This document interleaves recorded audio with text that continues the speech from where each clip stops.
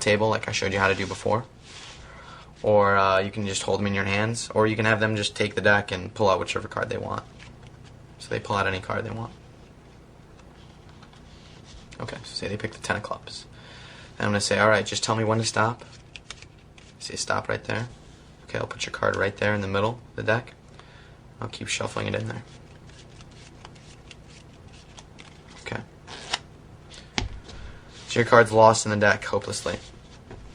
Now what I want you to do, I tell this to the spectator, I tell them that they can cut the cards anywhere they want.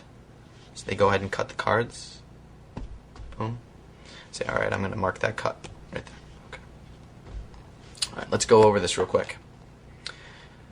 You picked a card. You could have picked any card you wanted in the entire deck. Okay?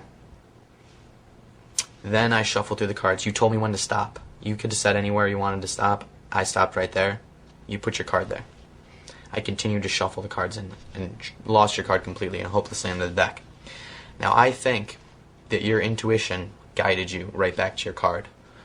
And I think that you naturally cut right to your card. So I lift off this chunk of cards and show them that sure enough, they cut right to their 10 of clubs. Alright, this is actually a very, very easy trick. Very easy. Okay. You're going to have to know how to do a Hindu shuffle for this. I showed that on a previous video, so go ahead and reference that if you need to know how to do a Hindu shuffle. But here's what you're doing. You have them pick out a card. And first, you do a regular Hindu shuffle to demonstrate basically what a Hindu shuffle looks like. And you say, you know what, just tell me when to stop whenever you want. I'm just doing a regular Hindu shuffle, nothing fancy here. Okay? They say stop whenever, and then they put their card down right there. Okay? Then I do the Hindu shuffle control. I grab onto their card, like this, their chunk of cards, and pull off chunks here until I get down to their card. Again, a detailed explanation of the Hindu shuffle is showed on a previous video. So now their card is right here on top. The next part of this is a very simple deception. Their card is on top right now, and you tell them to cut the cards. They can truly cut the cards anywhere they want. But then what you do is you say, alright, I'm going to mark that cut, and you turn these cards 90 degrees and put them right on top. Now really, if you were truly cutting the cards, you would just put these right on top and square them. That would be a fair cut. But really what you're doing is you're just saying, alright, I'm just going to mark it like that. Okay? And they don't realize at first what you're doing. Okay? Or even what they did.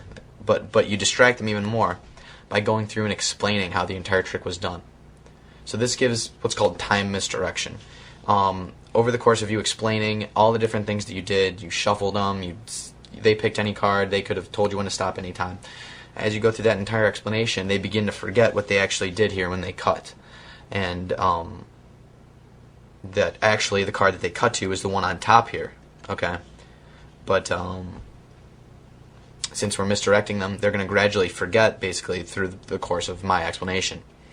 It's also important to have a little performance in here, a little bit of an explanation of the magic and kind of how it works. So I give this phony explanation that their intuition is guiding them to the card as they cut.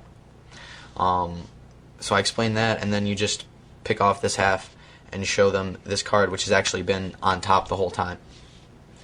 And it appears to them